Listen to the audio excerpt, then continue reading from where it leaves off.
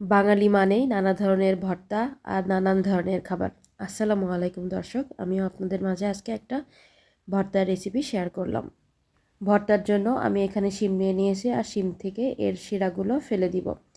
এই শিরগুলো ফেলতে আপনি ছুরি, চাকু, বটি যে কোনো জিনিসই ব্যবহার করতে পারবেন। আমি ছুরি দিয়ে করছি।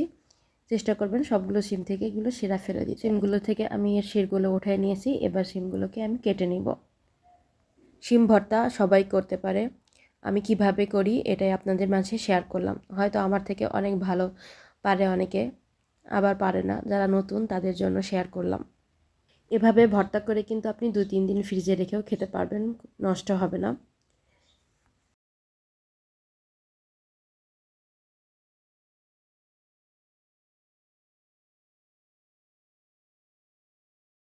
একে একে সব শিমগুলো কেটে আমি পানিতে ধুয়ে নিলাম। ধুয়ে চুলায় একটা প্যান বসিয়ে শিমগুলো সিদ্ধ করতে দিয়ে দেব।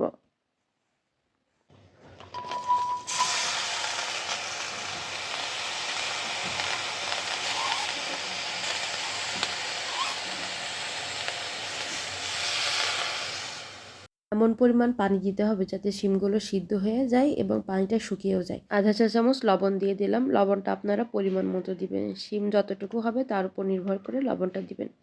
এ পর্যায়ে এসে আপনি চাইলে আধা চা চামচ হলুদ গুঁড়াও দিতে পারেন, তবে আমি হলুদ গুঁড়া দেইনি। ঢাকনা দিয়ে শিমটা সিদ্ধ করে নিব। শিমগুলো সিদ্ধ করা হয়ে গেছে। এবার আমি ভালো করে পানিটা শুকিয়ে নিচ্ছি। ভালো করে নেড়ে চেড়ে পানিটা ভালো করে শুকিয়ে নিতে হবে। গায়ে যেন কোনো পানি না থাকে। পানিটা শুকিয়ে গেছে। এবার আমি শিমগুলো উঠিয়ে নেব। উঠিয়ে নিয়ে শিমগুলো আমি ঠান্ডা করে নিব। ঠান্ডা করে ব্লেন্ডারে জারে দিয়ে পেস্ট করে নিব। শিমগুলো ঠান্ডা হয়ে গেছে। এবার আমি একটা ব্লেন্ডারে জারে নিয়ে নিয়েছি।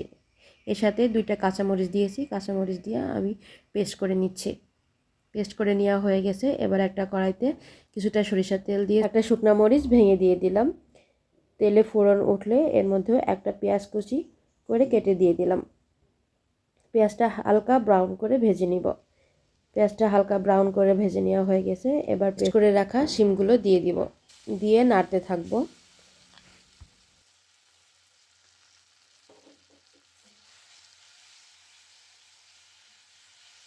পরিমাণ মতো লবণ দিয়ে দিলাম। সিদ্ধ করার সময় যেহেতু লবণ দিয়েছিলাম, এই সময়টা একটু বুঝে দিতে হবে। পানিটা প্রায় টেনে এসেছে, আর কিছুক্ষণ নাড়লেই হয়ে যাবে। এ পর্যায়ে এসে আপনি কিছুটা ধনেপাতাও অ্যাড করতে পারেন। আমি ধনেপাতাটা দিলাম না, আমার শিম ভর্তা এভাবে খেতে ভালো লাগে। পানিটা শুকিয়ে গেছে। আমি এ পর্যায়ে চুলা থেকে নামিয়ে নেব। ভালো থাকবেন। আমার রেসিপিটি ভালো লাগলে লাইক, কমেন্ট, শেয়ার করে পাশে থাকবেন। আল্লাহ হাফেজ।